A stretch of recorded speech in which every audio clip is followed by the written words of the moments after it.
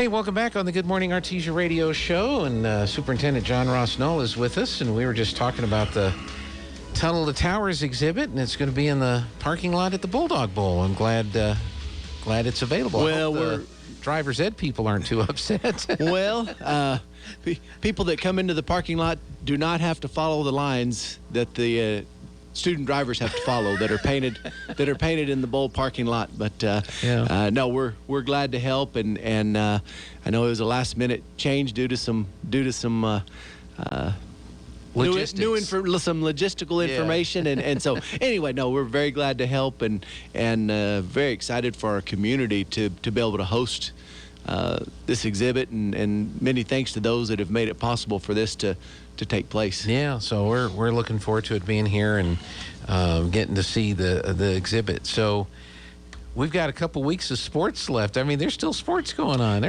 Folks came out to the games yesterday. It is. It's hard to believe, but things are still going strong, and going to be wrapping up in the next couple of weeks. And one of the newer developments that's come out of the New Mexico Activities Association is that overnight travel is now allowed. Okay. It's at the district's discretion, and Sally Marcus with the NMAA reached out to superintendents and athletic directors to get some feedback regarding that, and certainly we were in favor of being able to do that. Right. And so, for example, take the state track meet. With the heat that's going to be taking place in Albuquerque on those days, with the overnight travel, that will allow them to start some events earlier in the day. Kids can go over the night before, spend the night, and not be on a bus at 2, 3, or 4 in the morning. Yeah. And so we're glad that development's taking place. Of course, the next one that's being worked on is still the requirement for masks for those student athletes. Good luck with that. That was the first thing that was trying to be addressed was that overnight travel, and then so this is the next thing. But we're real excited about our those kids being able to continue competing. Tennis is this week. I think we have some folks competing in tennis. That is right, and our girls were the district champions this year, and so very excited for them, and boys competed well also, but excited about the opportunity for those kids at the state tennis tournament. That is fantastic. Speaking of the public education department, have they started to give guidance to the districts as to hopefully what to plan for, what to expect for fall and the opening of school in the fall?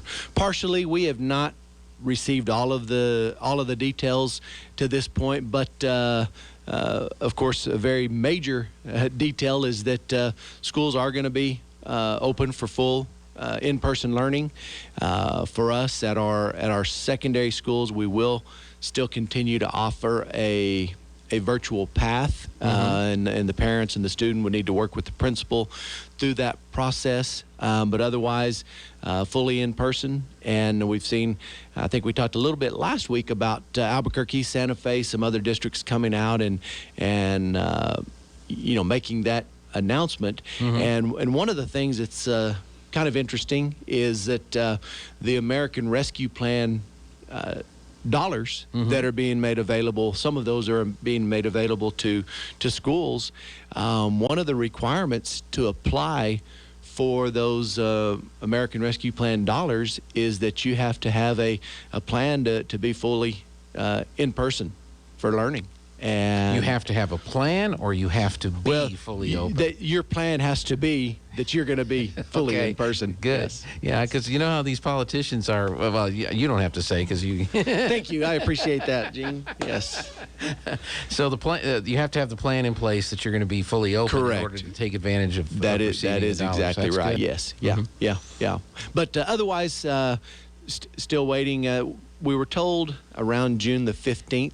That we would get some more concrete guidance. We'll take a look at that and go from there. But we're excited about the progress that's being made for sure. And you've talked about this the last couple of weeks, the certainty that you want to be able to express to parents that there will be school in school this fall, so that parents can feel confident to be here or come back and have their kids enroll in school? Absolutely. Last year at this point, there were so many unknowns that it was really tough on families and really tough on our staff and on our kids. And so just right now, just in a much better place and looking forward to, a much more normal or traditional first day of school in August. That'd be great. Absolutely. Everybody appreciate Absolutely. that. Now you've shared a couple of surveys with parents and teachers over the last few weeks. Was there a the whole experience during the pandemic survey? What your most recently, Gene, there was a community survey actually that was made available through the public education department for staff and for parents to share their experiences throughout this last school year. And so yes, that certainly was sent out and has been made available. I'm not aware of a deadline to do that, so those that have not been able to do that can still take advantage of that opportunity. Absolutely, and we appreciate them doing so. Right, because be kind of curious, have you seen any of the data yet on that? No, sir, we have not received the data on that, but it will be made available at the district level so we can take a look at the feedback that people have for us. Now, what have you gotten here locally? What's some of the feedback that you've received? Because I'm sure being Artesians, they are not afraid to express their opinion, and that's a good thing. What are some of the things that you've heard from parents, over this school year and things like that? Well, primarily the opportunity to get back to fully in-person learning could not have come sooner. Right. When we were able to do that on March the 29th, that was met with a lot of positive feedback. And then, of course, going into summer, one of the things that we've been excited about is we've got about 650 elementary kids that are going to be starting up next week with 12 days of summer school, if you will. Yeah, and with some different activities. And so that is significantly more than we've had in our summer programs at our elementary schools over the last several years. And so I think that's a good indicator of people wanting their kids in school and knowing that it's a good place for them to be. Yeah, no question about it. I think, at least in this part of the world, most people are of that opinion, and hopefully the school district will accommodate, which I know they want to do. Speaking of the summer programs, Thad sent me the note on the summer meals that are being made available this year. Yeah. And appreciated you sharing that earlier this morning. And 2 days ago was the first day for that distribution, and there are 4 sites where families can pick up food, and it's free. Students, or not students, just kids 18 and under may do so. And then also just want to mention, Changing Lives Coalition is holding their summer meal program as well. Okay. And so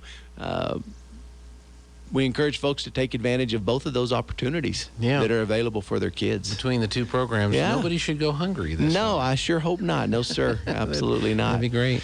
Any other updates you want to share with us today? Just people ask them to stay in tune with us and stay in communication with us. And as soon as we receive information, we want to get that out to people just as quickly as possible, just so folks can be just as informed as I am. And so we'll continue to do that. But if there are any questions, if there's anything anyone wants to discuss, just encourage them to reach out to our principals or our district administrators or me.